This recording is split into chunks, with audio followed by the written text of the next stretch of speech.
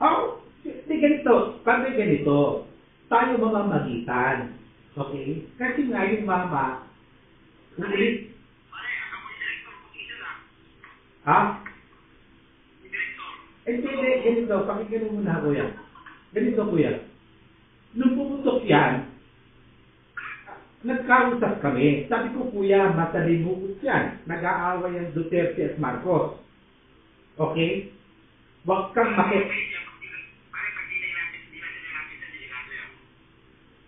Kaya nga ganito, padre.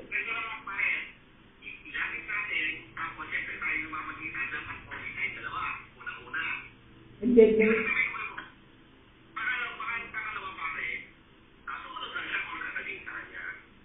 yung kuya, padre, no? Naiintindihan ko yun. Kaya uulitin ko, padre, yung mama, hindi niya ginusto ang sitwasyon niya. Hindi niya ginusto, padre. Never.